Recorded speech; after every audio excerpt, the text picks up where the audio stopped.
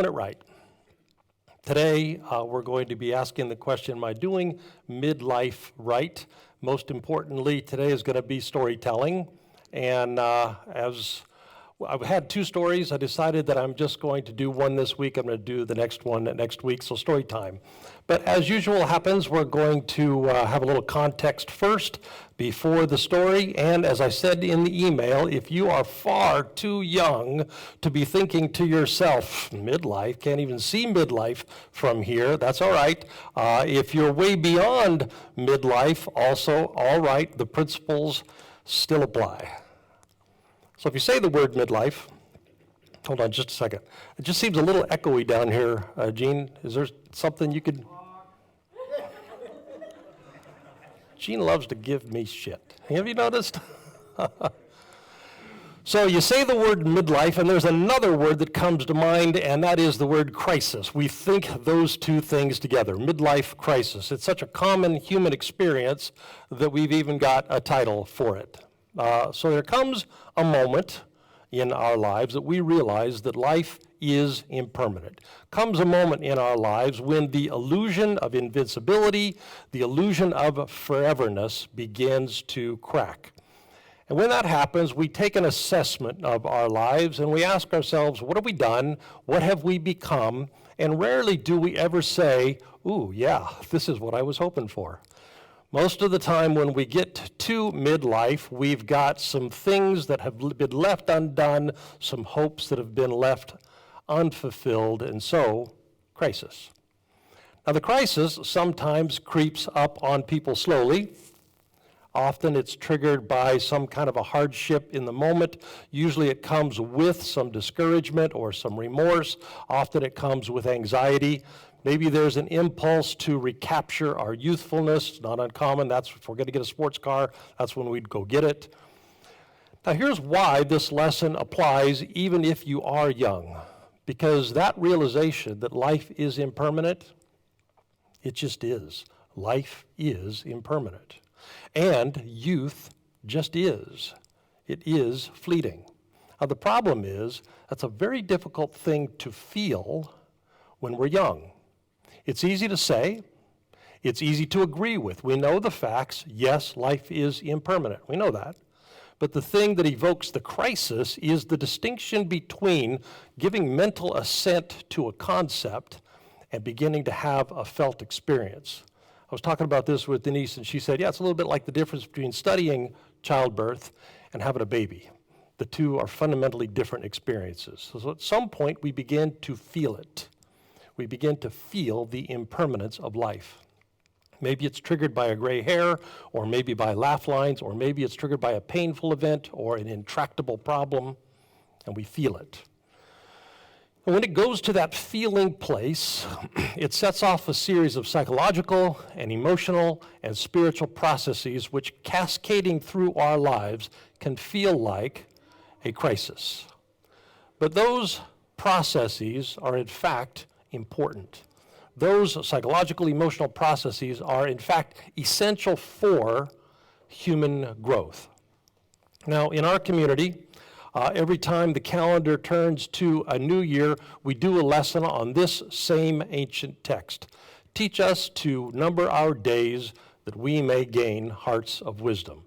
Now, that stanza, it comes at the end of a longer poem prayer that begins with words that are often spoken at gravesides. The poem begins, it's in Psalm 90, it begins, we are made of dust, and to dust we return. It goes on and says, human life is like grass that grows up in a field. It springs up in the morning, but by the evening time it has withered. Life is fast. So maybe read the poem later. It insists that even with, but especially without, wisdom, there's also a lot of pain, there's also a lot of hardship to be had as we live these lives that we get on this earth. There's a lot of ugliness to be had, so it culminates in that couplet that we look at each year, teach us to number our days. Teach us to live wisely, because we don't get long in order to get this life thing figured out, so teach us. Now again, young person, this is non-intuitive when we are young. It was for me. I heard the words, I assented to the words, I agreed to the words. I thought, yes, that's really true. Boy, that's important even. But it's very difficult to feel this truth. And yet, it is true, and yet it is kind of key to living well.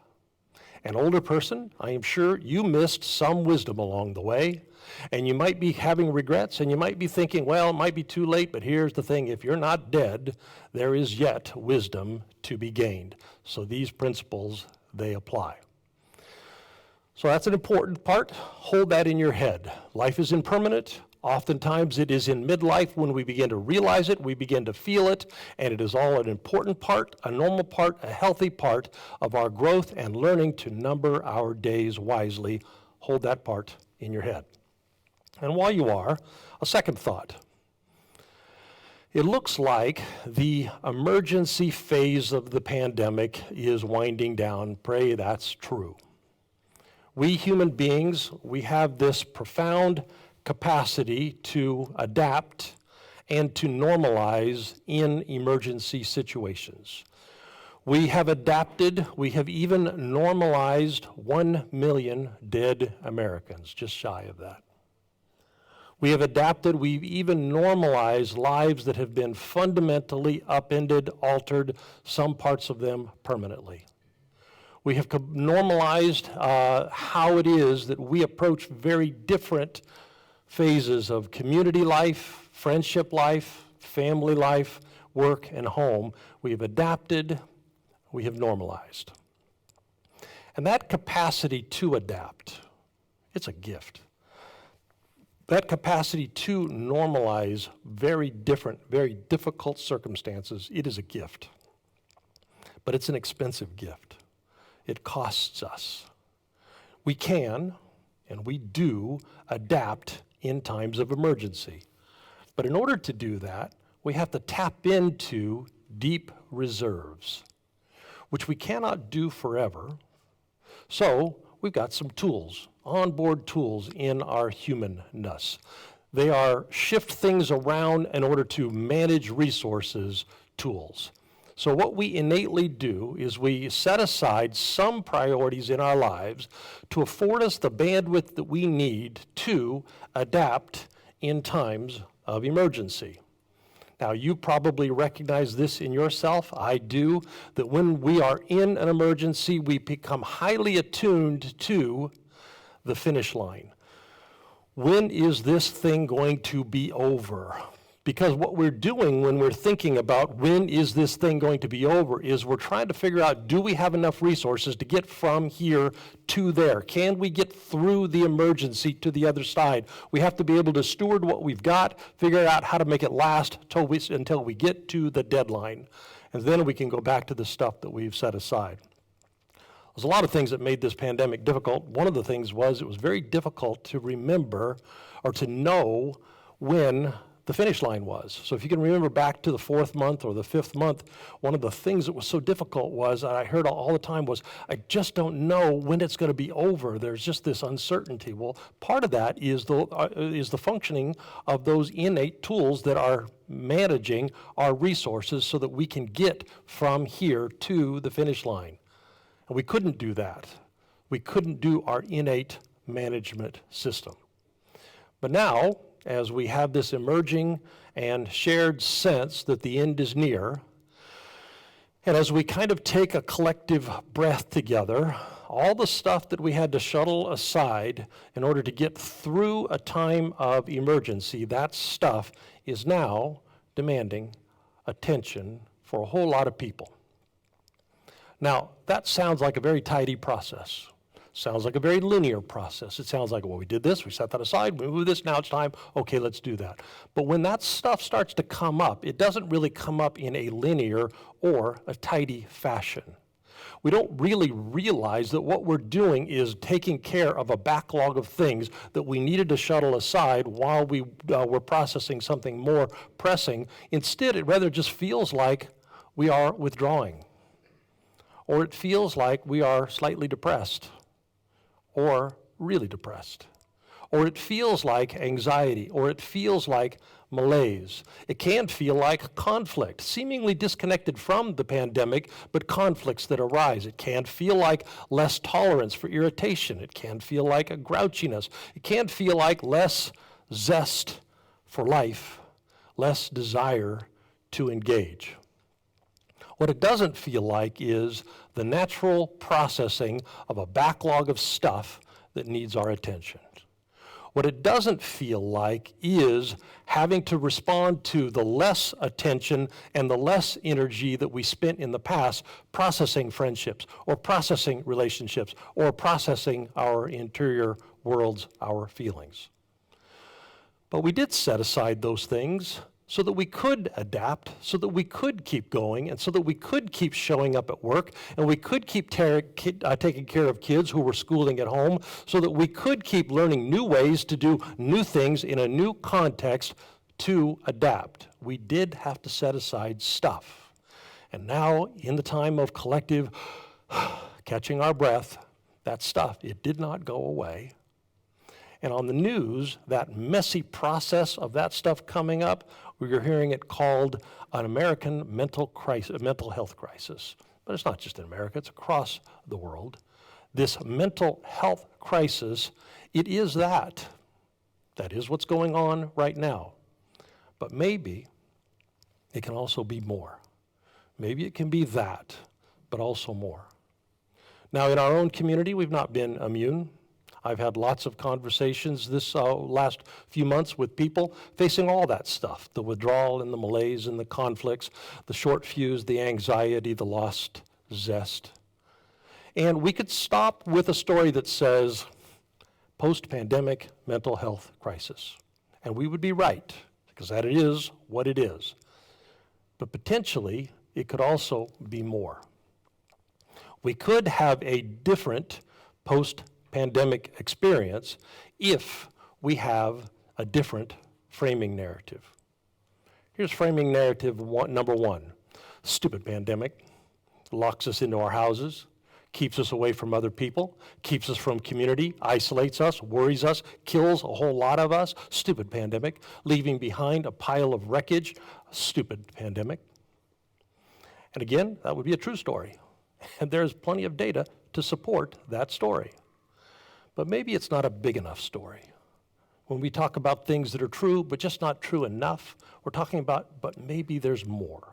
And sure enough, our ancient wisdom suggests that there is a deeper story, a yes that, but also more story.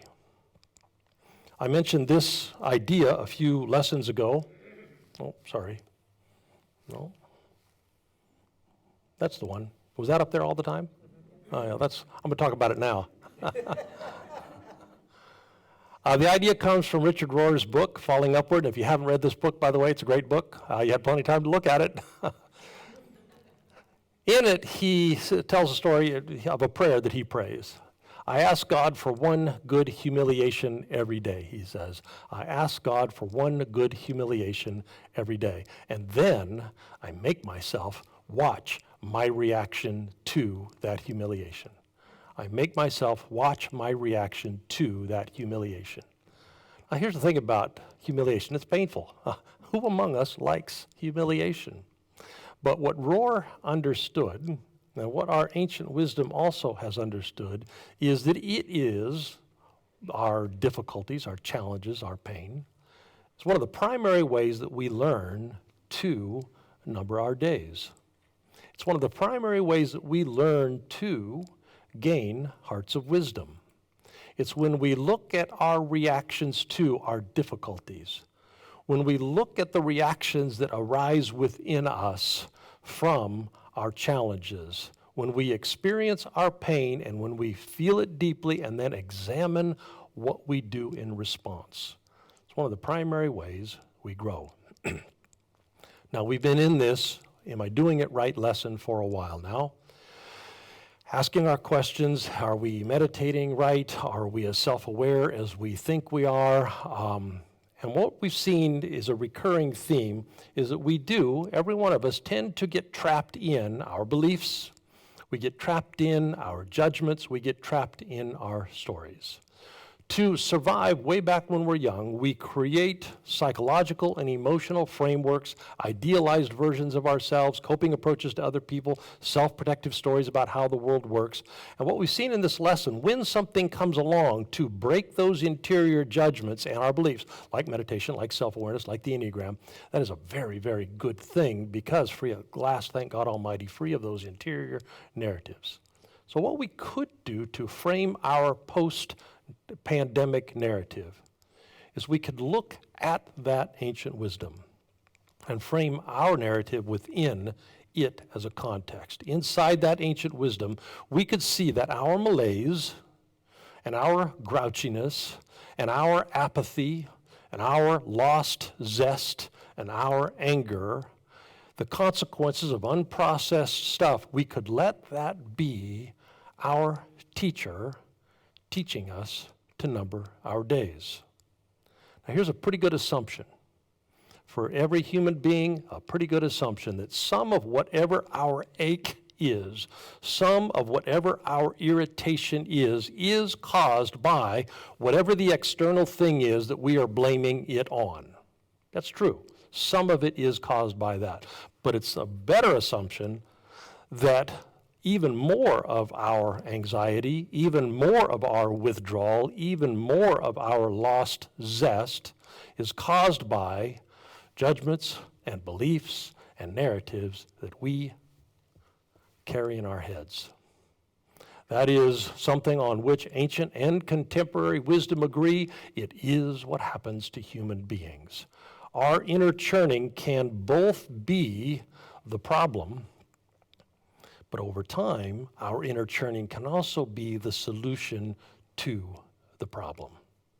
So if we allow our internal affliction, our internal dissonance to drive internal inquiry, our afflictions can also be the solution to our affliction problem. Now, the reason we started with this whole midlife thing is because that is a common thing that happens among midlife people. Because all the other midlife stuff, it wears us down sufficiently that sometimes we are willing to consider the unconsiderable. We are willing to consider letting go of our most deeply ingrained beliefs, our most deeply ingrained judgments, our most deeply ingrained habit thinking. Because it turns out that is most often how that prayer gets answered. Teach us to number our days. Teach us to gain hearts of wisdom. Okay, that was the context. Now the story. But before we get to the story, here are the questions we're going to be talking about afterwards. Now, I've heard what you're saying, that there's not been enough time in the discussions, so only two. You notice there's only two questions. So there's it is not often that people get to midlife and say, ooh, this is exactly what I had hoped for. So we're going to look at it from the converse. So be thinking as the lesson goes along, when did you experience something that did get you closer to what you hope for in life? And give some of the texture of that experience. Was it a painful experience? Was it a not painful experience? What was it? And bonus points if then you can ask the second question, which is, what did I learn from it? What did I gain from, what insights did I gain from the experience? So be thinking about your experience of what we're about to talk to during the lesson. So recently a man in our community was telling me about going through this post-pandemic inner tumult process. This isn't the story. But what he was telling me about was a messy process, and it was. There were difficult emotions, as there are. But what struck me as he was telling me his story was how little he understood the shared nature of his experience. Because he thought it was just him. He thought it was him and him alone. He actually used the word weirdo when he was talking about it because his thought process was, it is me and me alone that is experiencing these ugly things. Now, him thinking that he had done something wrong, him thinking that he had taken some kind of a bad turn somewhere along the way and was to blame for all of these things, his instinct was to keep his pain hidden away, to not let it be known because weirdo. Well, that turned out to be most of what we talked about in that time we were together, because nobody had ever told him, this is what growth looks like. This is what growth looks like. One of the things that is most transformative in the human experience, he had picked up along the way that process was weirdo territory. But this is actually what growth looks like. So I told him some parts of my ugly story, my messy story. And then I assured him, because I've talked to a gazillion of you, yeah, it's not just you.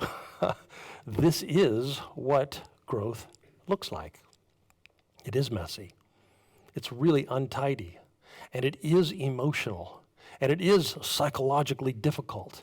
And it is hard. And oftentimes it is ugly. And it is what growth looks like. So, 2 stories. I'm going to tell you the second one next week. They're both midlife crisis stories. And they're both stories about the messy, untidy thing that growth looks like.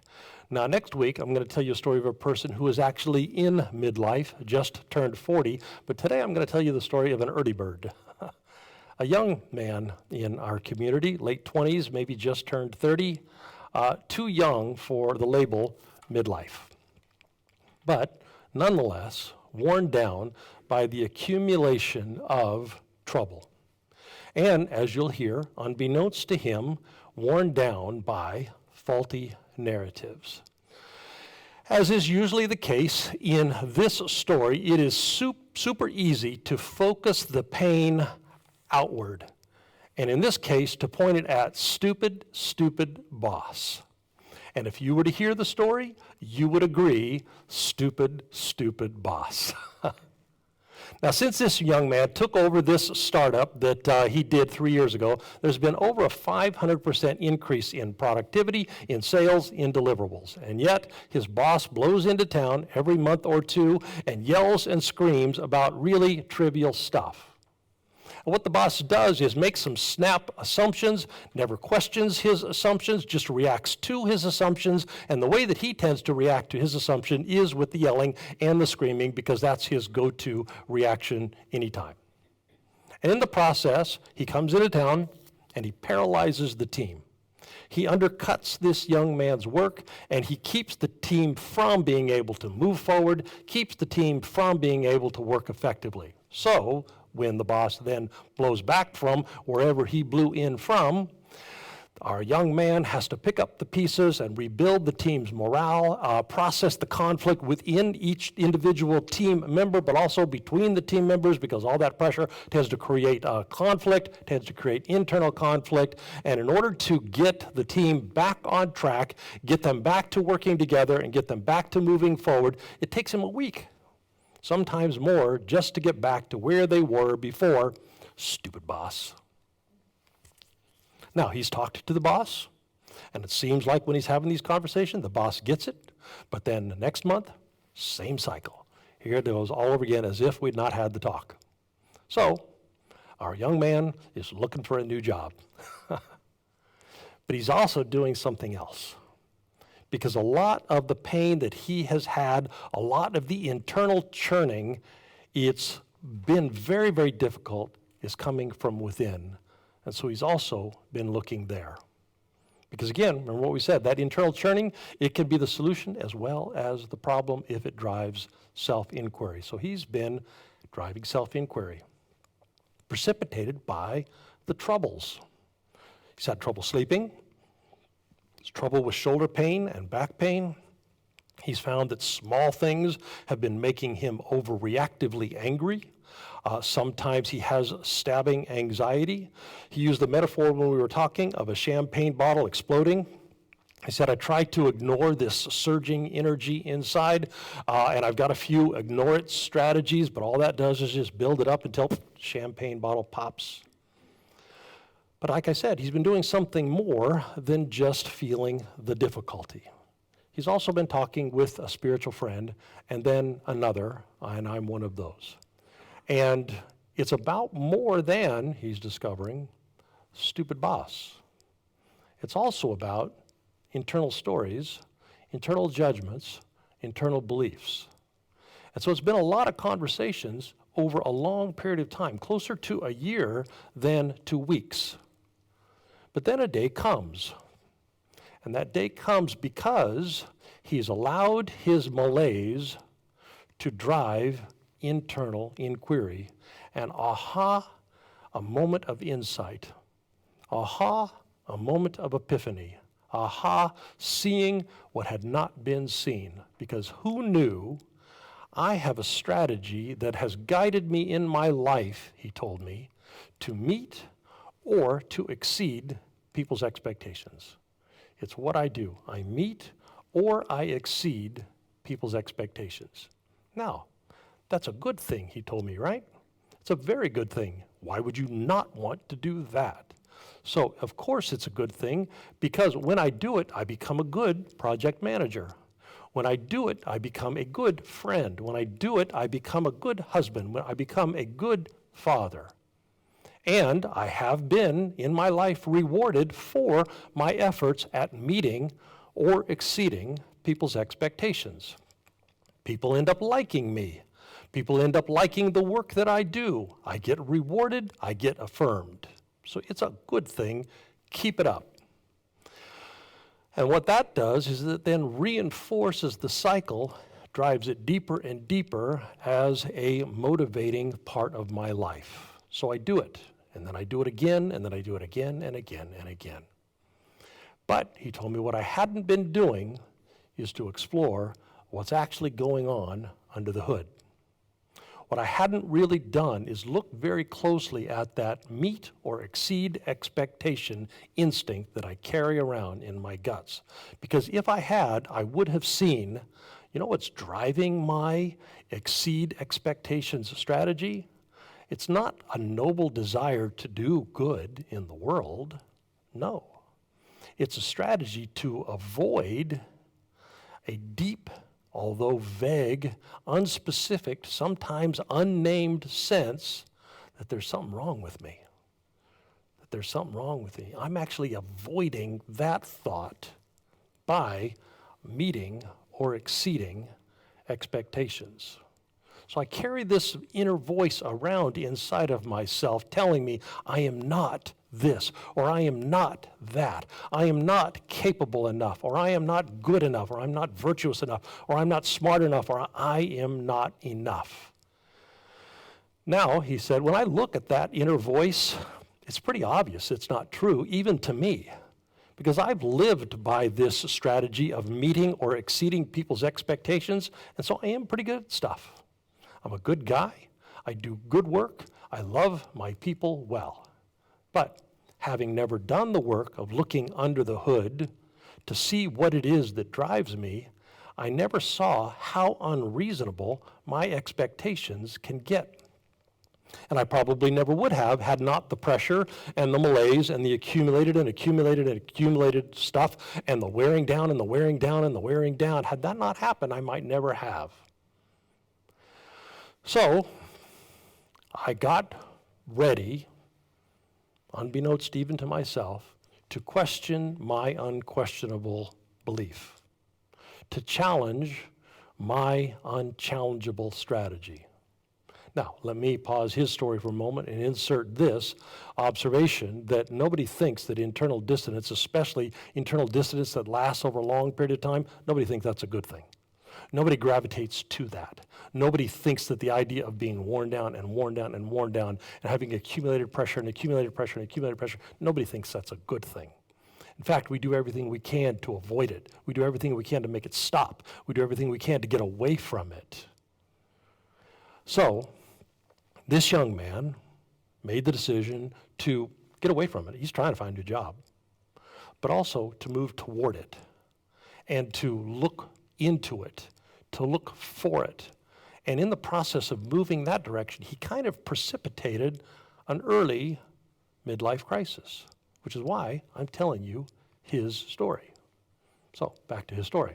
So, he told me, on this side of seeing my own interior mechanics of what's driving my meet or exceed expectations, I found it hard to believe on this side looking back that I actually thought those thoughts. I find it hard to believe looking back that I actually felt those feelings, because when I look at them, they're pretty irrational. The degree of expectation meeting that I had imposed upon myself is unmanageable, it's unreasonable. But it didn't matter that it wasn't a reasonable expectation, it was an interior driving force that I must rise to meeting it. Exhaust myself, wear myself down, I must rise to meeting it. But even worse, he said, a lot of times I wasn't even driven by other people's expectations. What I would do is take some expectation in my own head, put it into their head, and then impose it on myself, and they weren't even real expectations. But again, it didn't matter because I had never looked under the hood. Had I done that, I probably could easily have disputed those expectations, but I never saw them to dispute them. I just followed them to their exhausting, almost debilitating conclusions. And so I wasn't sleeping. And so I was blowing up at people that I love. And so I did have stabbing anxiety. And so I was dragging myself out of bed every morning and dragging myself back to work and then coming home exhausted at the end of the day. I was experiencing a whole lot of misery, all driven by what goes on under the hood.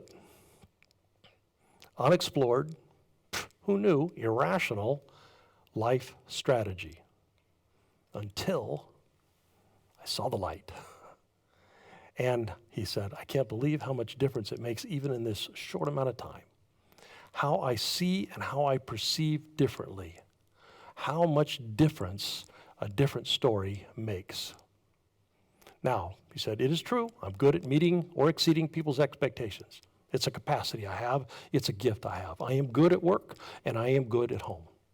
But that ability, it's not the only way to be a good version of me.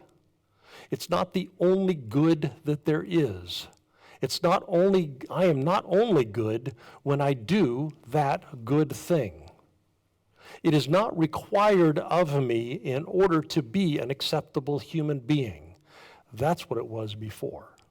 It was a requirement to be an acceptable human being. And it's not that helpful when I use that strategy to avoid some interior shame. There's better ways to handle shame. Much better just to see those shame thoughts for what they are, thoughts. Pretty ingrained habit thoughts, pretty stuck in their thoughts that I think a lot, but they're just thoughts. And they just have much better way to challenge that than to try and prove their wrongness by meeting or exceeding unreasonable expectations. Now here's the thing, he said, my boss is a jerk, and that's a problem, and that problem needs solving. But now that I realize that what's going on inside of me, his jerkiness is a much smaller percentage of my trouble than I realized. A bigger percentage comes from my own interior world and the way I've been responding to his jerkiness. My unseen but perpetually present guilt and shame that's driving my enslavement to meeting or exceeding expectations, even if they're not real, that's been where my pain has come from.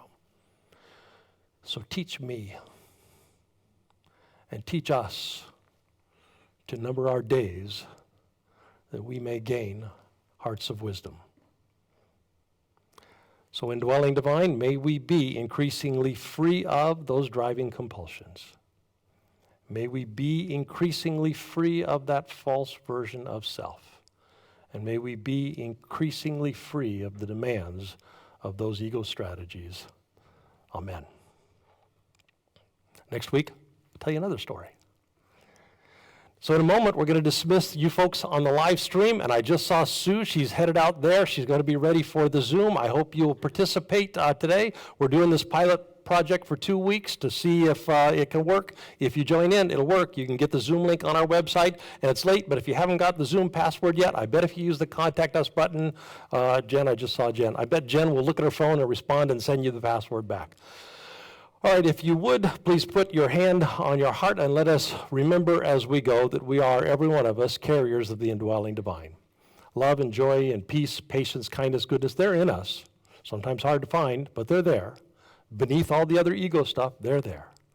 And if you would extend your other hand to our city, let's look for opportunities to share what's already in us with the people that we live and work and go to school with, looking for opportunities to repair and heal our worlds. Amen. Oh, and I forgot the offering. And also, let's give online. All right, you all are dismissed. Those of us here, we're going to do it a little bit differently.